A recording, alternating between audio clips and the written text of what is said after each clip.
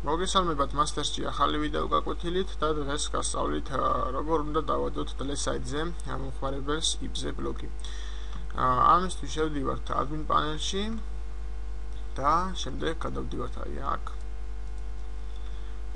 პირველ ველში ჩვენ უნდა ჩავწეროთ იმ მომხმარებლის IP, რომელსაც გვინდა რომ დავადოთ ბლოკი, ასევე შეგვიძლია ჩავწეროთ მისი ლოგინი და მას დაედება ბანი, ასევე მისი იმეილი, თუმცა თუ თქვენ არ გამოიყენებთ TIPS და გამოიყენებთ ბოლო ორს, ამ შემთხვევაში მომხმარებელი თუ შექმნის ალტერნატიულ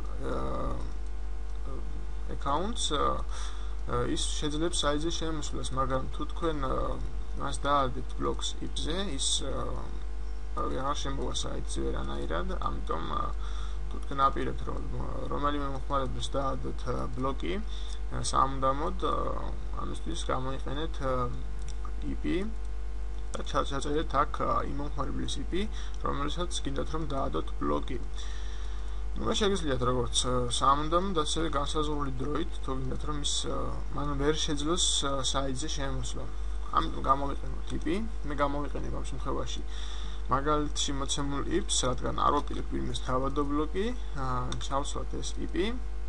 შემდეგ მეორე ველში ჩვენ შეგვიძლია ავირჩიოთ თარიღი, თუ რა დროით დაიდოს მას ბანი, შეგვიძლია ავირჩიოთ თვე, ასევე წელი და ავირჩიოთ ასევე რიცხვი. მე ავირჩიე 2013 წლის 8 აგვისტო, აბსოლუტურად 15 აგვისტო.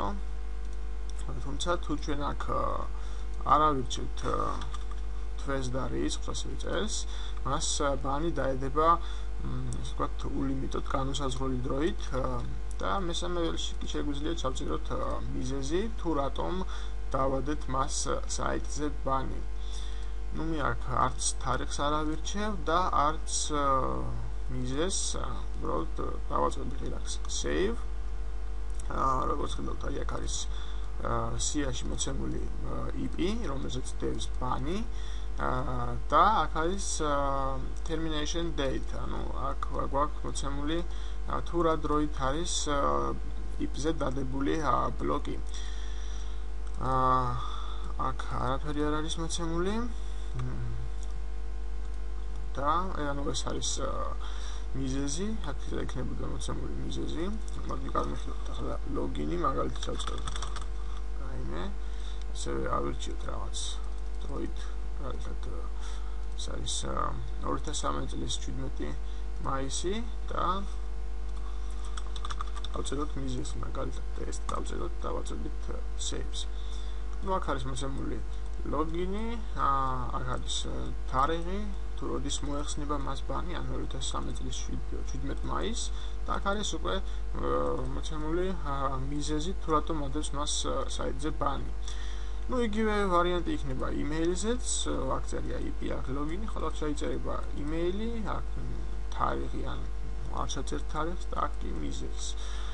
ასევე და მარტივად შეგვიძლია ამოვშალოთ ის შესაძლებელსაც ეს ავტომატურად მოეხსნება ლოგინზე ბანი, მას 17 მაისს 2013 წლის და ხოლო ამას არ მოეხსნება ბანი, სიტყვაზე თუ გადაწყვეტ რომ მას მოხსნათ ბანი, რომელსაც დავადეთ ულიმიტოდ, შეგვიძლია დავაწყოთ ღილაკს remove from the list და ის ამოიშლება, ასევე შეგვიძლია ამოვშალოთ ის, ესეც და დაბლოკილი არავინ არ არის საიტზე.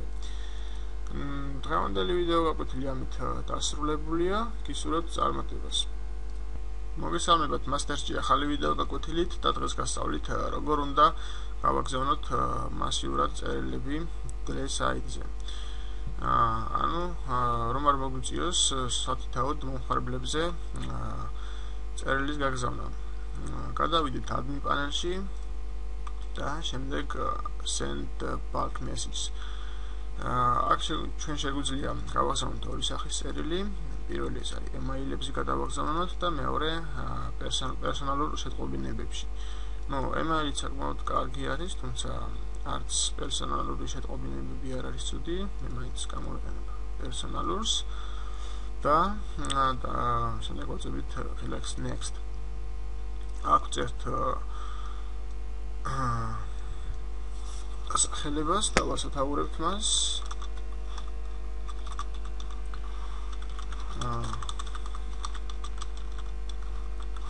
და აქ უკვე ტექსტს რომელსაც გავაგზავნებთ.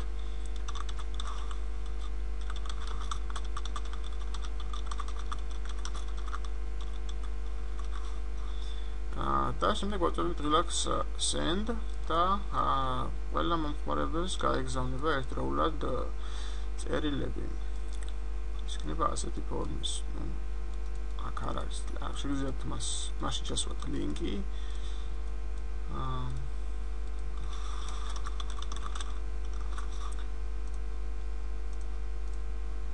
და იქნება ასეთი სახის შეტყობინება.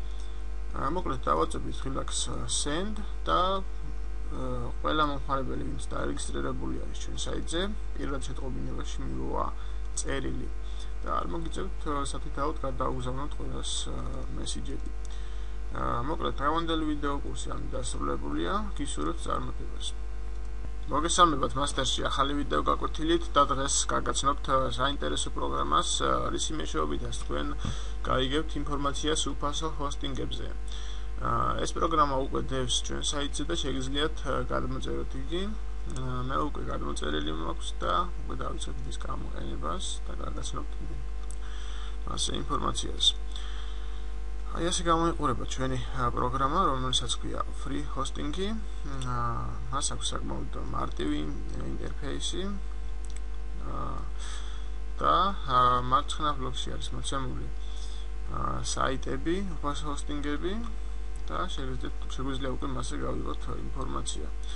სით მეორე ადგილას არის nonweb.com-ი. მე მგონი ყველას გესნობთ ეს ჰოსტინგი, კან ბევრი იყენებს მას. და აქ არის მასე ინფორმაცია. ნაჩვენები არის აქ რეიტინგი, თუ რამდენი აქვს, მას აქვს ერთი რეიტინგი. აქ არის პირველ რიგში არის მის სახელწოდება, დისკის მოცულობა 1500 არის, არც ისე კარგია. ტრაფიკი, აქვს თუ არა PHP დახმარება და მას აქვს PHP დახმარება, ასევე MySQL-ი.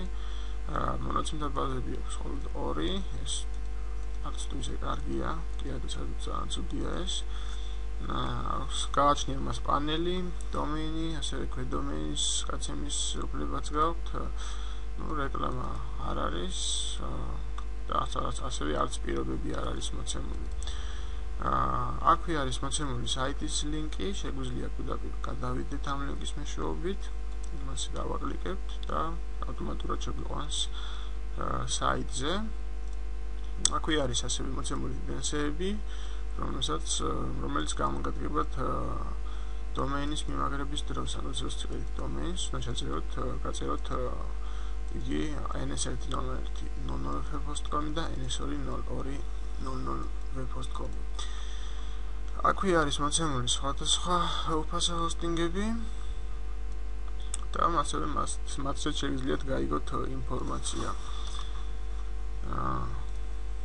მე შედარებით მომეწონა ეს ჰოსტინგი, სანამ ვიდეოს გადავიღებ, მანამდე გადავათვალიერე ეს პროგრამა და შედარებით მაინც მომეწონა ეს საიტი. მას აქვს დისკის მოცულება 10000, ტრაფიკი აქვს განუსაზღვრელი, ანუ ლიმიტო, აღაჩნია PHP დახმარება, MySQL-ი. ის არ არის მოცემული, მაგრამ აქვს ასევე Plesk-ის პანელი აქვს, საკმაოდ კარგია. ასევე დომეინის და ქვედომეინის გაცემის უფლებაც გაქვთ. ეს რეკლამა დიდი არაფერია. თუმცა შეიძლება ბევრს არ მოეწონოს, მაგრამ მაინც კარგია. 3 თვე შეგიძლიათ უფასოდ ამოიყენოთ, შემდეგ უკვე მოგიწევთ პრემიუმის აღება და თანხის გადახდა, მაგრამ ეს მაინც კარგია და მე ძალიან მომეწონა ეს უფასო ჰოსტინგი და თუ ვაპირებთ უფასო ჰოსტინგის აკეთებას, მაინც გირჩევთ ამას უცხოურებიდან, უცხოური საიტიდან.